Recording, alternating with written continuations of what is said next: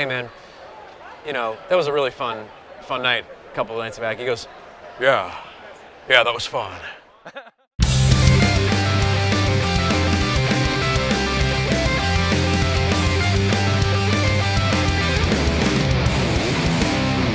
Hello, World Wide Web. Welcome back to the Hangin With Web Show. I'm GW Pomichter. Thank you so much for logging on, tuning in. They Googled it or however they got here. We really don't care. Yeah. We just wanted you to just come back over and over again. Hit subscribe. There's a little bell. Hit that. Then it'll go off on your phone. Bing, whenever I'm live. And you'll learn to ignore it, just like my wife does. I don't know how that happens. Anyway, so we are at Comic-Con Revolution in West Palm Beach, Florida, and we're hanging out right now with actor Tommy Walker. Tommy, thanks for hanging out with us. Thank you, sir. You guys know Tommy from DareDevil, and but he's really got a nice long list of credits dating back to 2005. Wow, good work, good recon. Well, a little bit. We tried to do our homework a little bit. So. Tommy, man, how you doing? First of all, how's the con going for you? Con's doing really well. This is their second year here in West Palm Beach, and I forgot this, but it was a one-day show last year? Yeah, only one day. I did not remember this. I was here for it. It was a really good day. I was here for it, apparently. So it was like you said. It's a really good day. Really good. Yeah. So this is their first second-day show here, and it seems to be going really well. It's actually really good for a Sunday. Sunday's always a little quieter and more chill, but this is pretty steady and nice. They've been coming in on and off all day. It was really great. Yeah. A lot of Drexx fans today. A lot of Henry Danger fans. Yeah. Yes. That one is very popular with the kids. Yeah. And that was fun. That was just a fun thing. That was a blast. But they always, like, the littler kids are coming by me, like, looking at me like, is he really bad? I'm like, no, I'm not going to be like this the whole time. And then they kind of want me to do it, and then I do it, and then like, yay, I'm winning. Yeah. That's awesome. It really is. It's adorable. We see you signing over there, and you're talking to a lot of kids, obviously, and a lot of fans, a lot of DareDevil fans coming by, a lot of nervous girls coming up. Yeah. It's a transition. I mean, you've been working as an actor a long time. Like 15 Like 15 years, okay. There's a transition when you finally cross that mark where all of a sudden the little girls are staring at you on the street. You're like, oh, that's him, isn't it? What's that been like for you? Well, the first time I ever got stopped in the street, I was known as the one-upper from the Game Killers, which was the Axe Dry commercial. And he was such a jerk. He flipped the collar and he's like, oh yeah, you think that's great? Well, you never did this, and everything was one-up. He was a horrible character. I based it on all the college guys I hated. all the guys he couldn't stand. He's like, I got the perfect character. I did, and when I auditioned for it, I knew exactly what to do. And then I got stopped constantly, and I thought, whoa, it was a very popular commercial, and like it would air like on like prime times, like Monday Night Raw, and it was on, all these network shows. So I made my first taste of money, first taste of fame, and I was like kind of scared because I was like, oh no. Like anytime you get that popular, they just think you're that guy. So that really worried me because I was a really earnest guy. I was really young and kind of a late bloomer, and I was like, oh no, I'm not a jerk, And so now it's, obviously 15 years later, and things really popped like 3 years ago when DareDevil came out and Ninja Turtles and all that stuff. So you did 4 of those, right? 4 of those. I was in DareDevil, the end of season 1, the whole end of season 1. And I thought, oh geez, I got no business. I went to a Comic-Con in London in 2015, and I said, I got no business being here. I'm just a side character, And, wait. This is Comic-Con. I know. Okay. Boba Fett has been living off of 15 minutes for 35 years. He really has. He's the best at it. It is. He really has. He is. It was 12 minutes of screen time in 2 movies? If maybe that, tops. Yeah. I mean, that includes walking through the hallway, where it might not have been really Jeremy. It was just sort of a guy with the back. Right. It's true. And I guess oh geez, Charlie Cox, he lined out the door, and I thought I have no business being here. Peter Shinkoda was there. He played Nobu. Mm-hmm. He's a good friend of mine, and I said, Peter was awesome. He came and sat with us yesterday. He's great. And I said, I got no business being here, and he goes, oh, so contraire. He's like, hold on to your butts, man. This is gonna be crazy. The doors open, first day, first Comic-Con ever. I had a line of people, I couldn't even believe it. Wow. And then, I did must have 15 shows that year or something like that, and it was so much fun because I'm such a huge comic book fan. To be placed in that world and have a character and have people care and make such good friends off of that show. Now, as a comic fan, did you attend conventions and things on your own as a spectator years back? I did. I met Jim Lee. Nice. And I was so nervous, And I met him, oh goodness, 2015. Okay. Like 10 years later. And he was like, I know you, DareDevil. And I was like, oh, wow. And I was like, wow. He's like, do you want me to sign anything? And I was like, It'd be great, yes. Yeah. And then I said to him, I met you when I was 10, I met you when I was 25, and he goes, my, how you've grown, 'cause I'm tall and he's a short guy. But he's wonderful, and to be on the other side of the table is, I guess, a dream come true that I never thought I had, because I just never thought I'd be there. Yeah. But well, such a huge comic mark. That's awesome, though. Yeah. That is awesome. So, comic nerd, they say, hey, there's a part in Daredevil, what do you want to do? And then they're like, you got the part. Yeah. What's that day? There's a moment. That's a moment. Oh, yeah. Actually, I've told this a lot, especially back in 2015, 2016, when I was doing a lot more shows, was about Daredevil specifically. Mm-hmm. And I auditioned for a very small part, smaller than Francis. I auditioned for a part where you wouldn't even see my face. It was episode 6 of season 1. I want to be in. I just want to be there. Yeah, it was like a Marine or a magistrate of some sort. Couldn't even see my face. Didn't get it. And I was really bummed because I was like, man, that was my shot. Oh, well. I'm going to be a Marvel property. This is going to be awesome. Oh my gosh, yes. Yes, and then no. It's like 3 months later, the casting director remembered me and thought I was perfect for this Francis part, this bodyguard. Awesome, and she goes, oh, bring him in.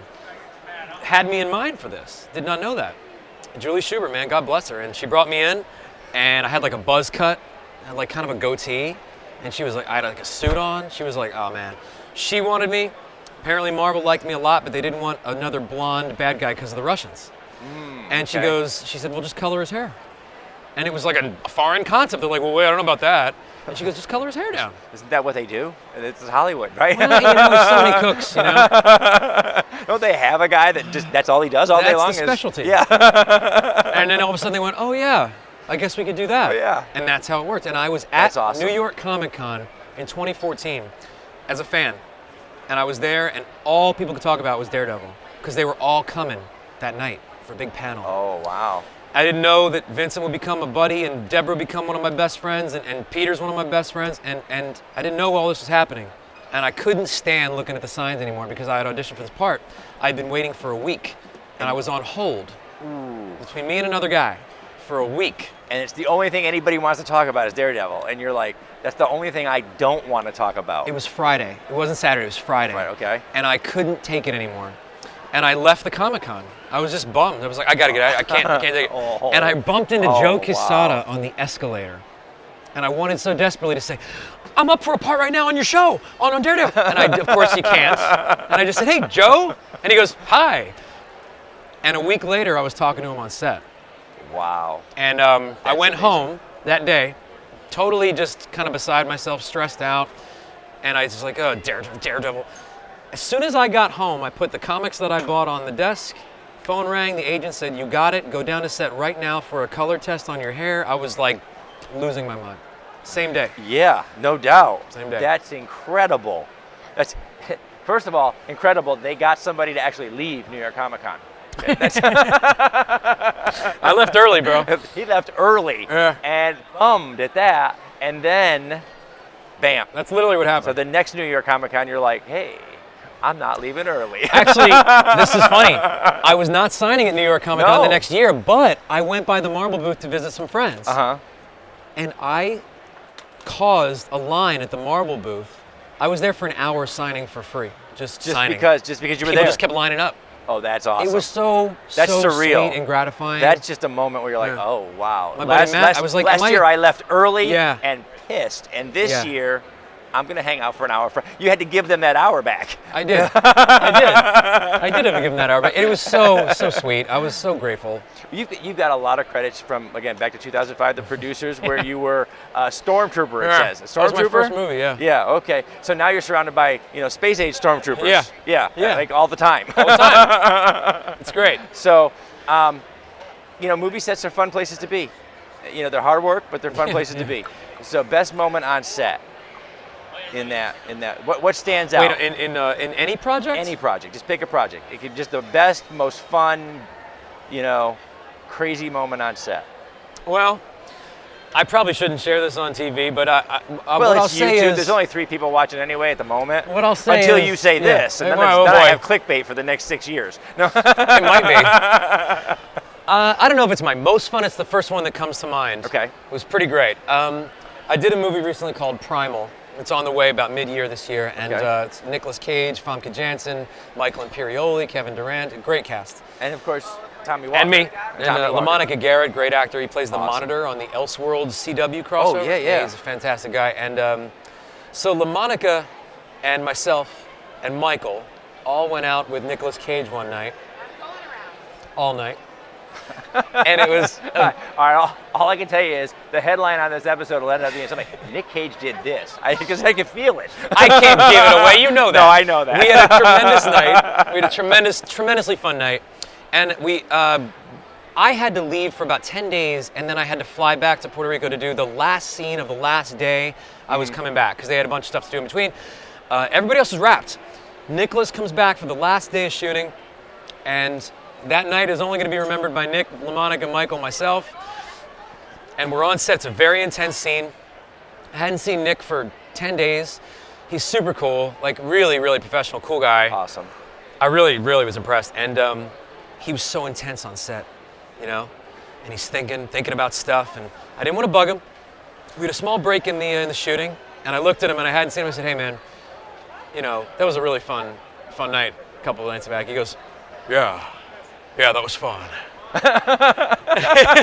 Yeah. And he just had this... Say it, anything more. That's it. He had this twinkle in his eye. He was recalling it as I said it. He was like, yeah, that was fun. Yeah. And that was one of my favorite moments. That is Tommy Walker's Nick Cage impression, and we have to wrap it up. We're wrapping it up, okay? Okay, wait, no. We have a question coming in from our own little Cosplay Michael. Cosplay Michael wants to know, Tommy, you said you're a comic book fan. He wants to know what your favorite comic is. Of all time, I would say Batman. I think Batman's gotten me more times than not. Batman's got you? Batman's probably the best Cosplay book. Michael is getting ready to do a photo shoot of the Batman Beyond, the Return of the Joker. Oh, I love it. With a bunch of cosplayers. So That's they're going fantastic. to rock that out. Guys, we've been hanging out with Tommy Walker. We're going to thank our partners and friends at Some Unique Magazine out of St. Louis, Famous Faces and Funnies, Space Coast Comics, Jay Bauer Art for the great stuff on our set here, as well as Krypton Radio, CBS'sradio.com, Celestial Healings, and our great friends at O'Galley Pound the Grape, now the Foxwood Wine Company. Thank you guys for sharing these videos on the World Wide Web. Thank you for watching. Keep logging on, keep tuning in, see who we're hanging with next. Bye-bye. Thank you, Tommy. Thank you. Awesome.